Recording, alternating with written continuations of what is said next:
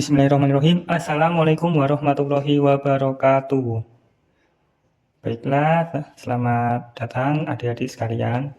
Pada kesempatan kali ini, kita masih belajar mengenai listrik dinamis, melanjutkan video yang kemarin tentang hambatan. Untuk yang kedua ini, kita akan belajar mengenai pengaruh suhu terhadap hambatan. Nah, pada pertemuan kali ini kita akan membahas mengenai pengaruh suhu terhadap hambatan. Jadi suhu itu mempengaruhi atau berpengaruh terhadap besarnya hambatan. Jika suatu kawat itu mempunyai hambatan awal berapa ohm gitu, lalu jika ada perubahan suhu, entah suhunya dinaikkan atau dikurangi, itu akan mempengaruhi besar hambatannya. Jadi hambatannya juga akan berubah. Di sini nanti untuk mencari pengaruh suhu atau hambatan akhir yang dipengaruhi oleh suhu itu rumusnya RT itu sama dengan R0 dikali 1 ditambah alfa kali delta T. Nah, delta T itu apa? Delta T itu sama dengan perubahan suhu. Nah, artinya perubahan suhu itu berarti T akhir dikurangi T awal. Nanti kalau T akhirnya lebih kecil gimana? Ya nggak apa-apa, ditulis yang akhir dikurangi yang awal. Kalau T akhirnya lebih kecil, artinya ada penurunan suhu, sehingga delta T-nya bernilai negatif. Lalu untuk alfa sendiri itu sama dengan koefisien Y panjang. Koefisien Y panjang kawat. Koefisien Y panjang. Nah, ini untuk rumusnya. Di sini saya ada contoh soal.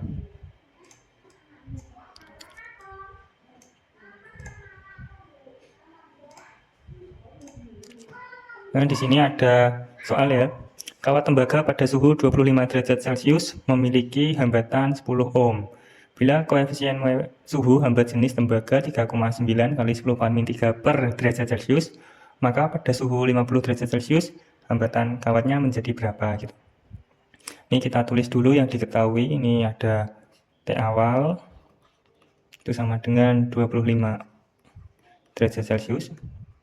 Lalu ada T akhirnya berapa? T akhir itu sama dengan 50 derajat Celcius. Dari sini kita tahu delta T-nya. Itu T akhir kurangi T awal. Artinya kalau dimasukkan nilainya 50 dikurangi 25 sama dengan 25 derajat Celcius.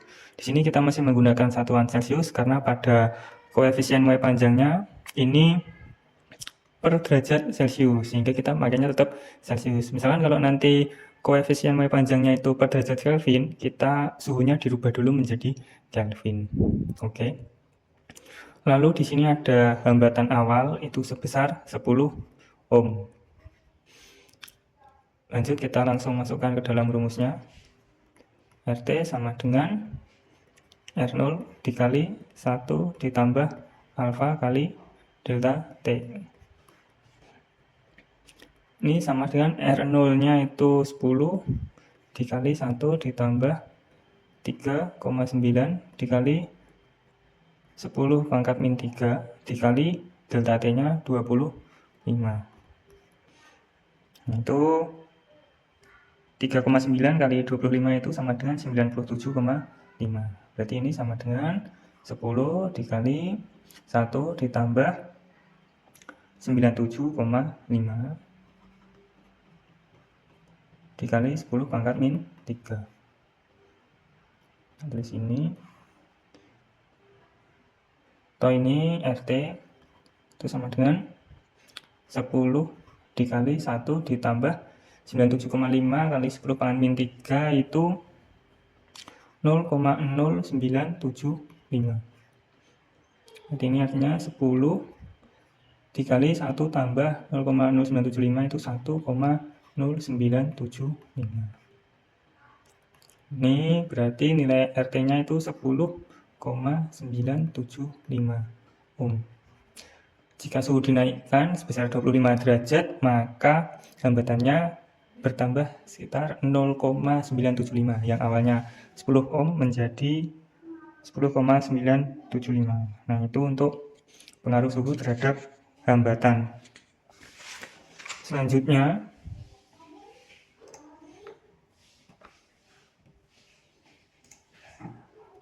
untuk yang ketiga, kita akan belajar mengenai muatan listrik. Muatan listrik, atau kita simpulkan sebagai Ki, ya, simbolnya Ki, satuannya itu Coulomb. Itu biasa ditulis itu C. Nah, di sini kita perlu mengetahui dulu bahwa ada namanya elektron, itu muatan elektron.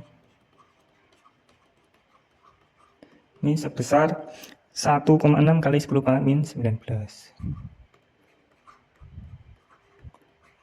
Nanti kalau di soal ada soal yang membahas tentang elektron, jadi kita udah tahu muatannya elektron itu sebesar 1,6 kali 10 pangkat min 19 Coulomb. Nah, untuk muatan sendiri itu rumusnya gini, Q sama dengan I dikali T. I kali T. Dengan I itu sama dengan arus listrik. Arus listrik itu satuannya ampere. Q itu tadi muatan. Ya, satuannya Coulomb. Dan T itu waktu. Satuannya kalau waktu itu ya sekon. Ini untuk muatan. Misalkan kalau contoh dalam soal itu ada soal gini. Arus yang mengalir pada kawat adalah 4 ampere. Dalam 1 menit muatan yang mengalir sebesar, saya tulis dulu soalnya. Arus yang mengalir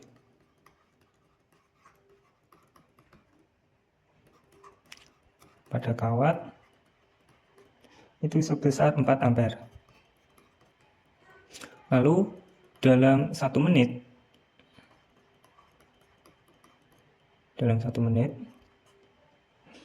itu muatannya yang mengalir berapa? Muatan yang mengalir berapa?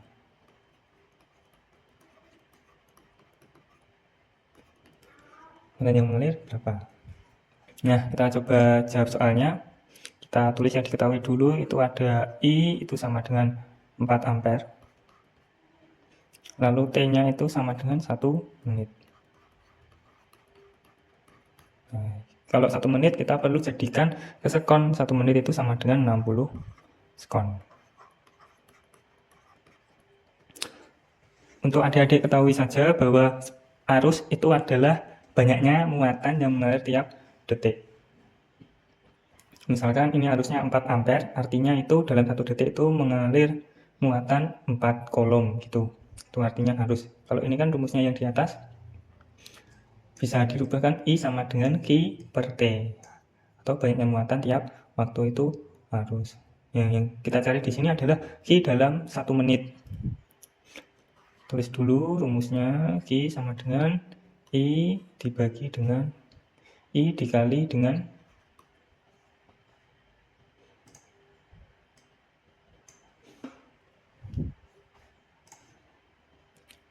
tulis dulu rumusnya, Q sama dengan I dikali T.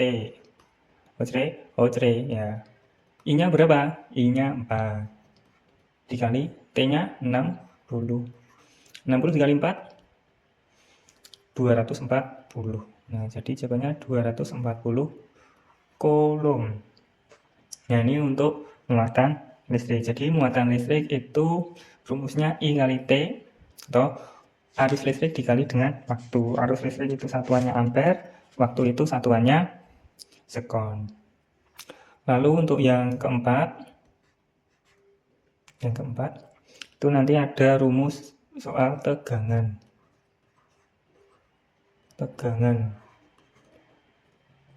Apanya yang tegang? Nah, tegangan itu bukan sesuatu yang tegang, tapi itu adalah beda potensial listrik. Ini satuannya volt, ya, satuannya volt. Rumusnya tegangan itu kita pakai hukum Ohm ya.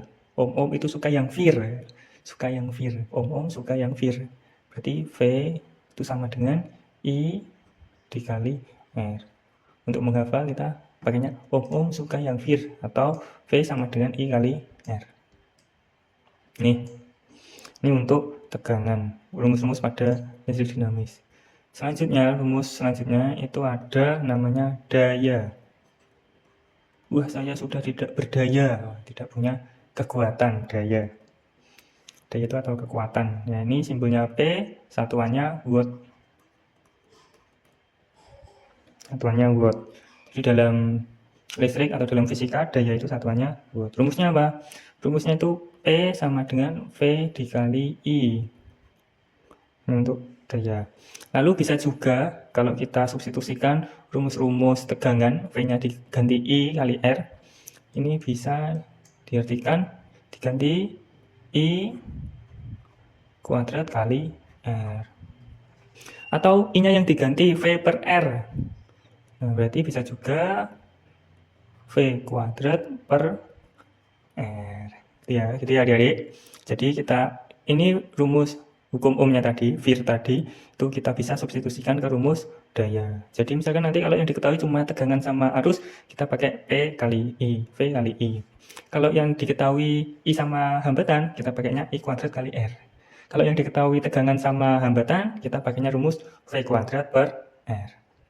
Misalkan kalian nggak hafal nih rumus-rumus ini, kalian minimal hafal satu aja, yang V kali I. Nah, untuk nyari V-nya atau I-nya yang belum diketahui itu kalian bisa menggunakan rumus tegangan atau rumus hukum Ohm itu tadi. Nah, ini rumus-rumus untuk listrik dinamis. Selanjutnya ada satu lagi rumus-rumus dalam listrik dinamis. Itu yang keenam ya. Ada namanya energi. Energi listrik. Jadi listrik itu juga merupakan energi. Ini simbolnya W. Energi ya, energi usaha itu simbolnya W, watt.